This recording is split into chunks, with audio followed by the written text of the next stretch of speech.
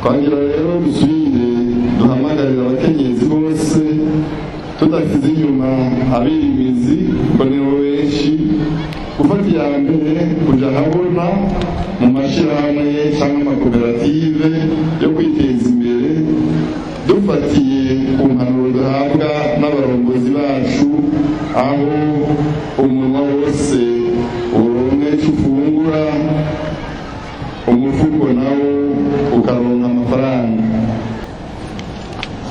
Nk'uko rero yaradutoje turahamagariye no kwitabira ibikorwa by'iterambere rusange.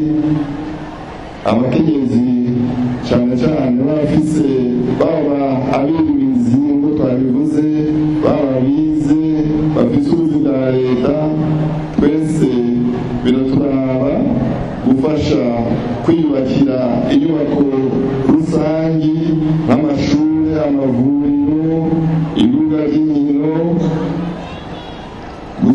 gusanura amabarabara, amavomo, eka mbere n'ibindi byinshi baturarikira gukora aho duherereye twese atanumwe avuyemo.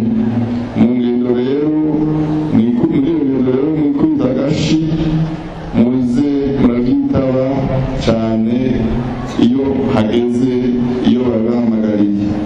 Ibyo biraba twese, si ukuvuga abakenyezi gusa, biraba buri muntu wese. Abana mu ntara ya Ngozi na kare indongozi zacu zarabitumenyereje zitubwira ziti turi hamwe birashoboka.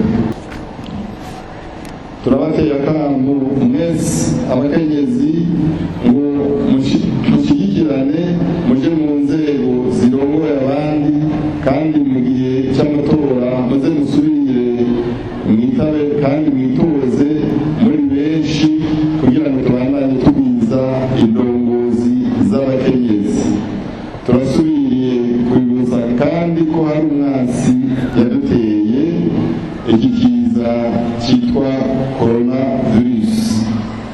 Naho mwagerageje mukagerageza kukirwanya mu mugambi twahawe n'indongozi yacu uvuga ngo ndakira sinandura kandi sinanduza coronavirus, ntawodeha ko icyo kiza kigihari naho kitari cyinshi n'ubwo cyari cyaje. Ni nacyo bituma rero dusaba ko ingingo zose zari zafashwe zobandanya ukuri kwamye kugira ngo icyo kiza kiranduranwe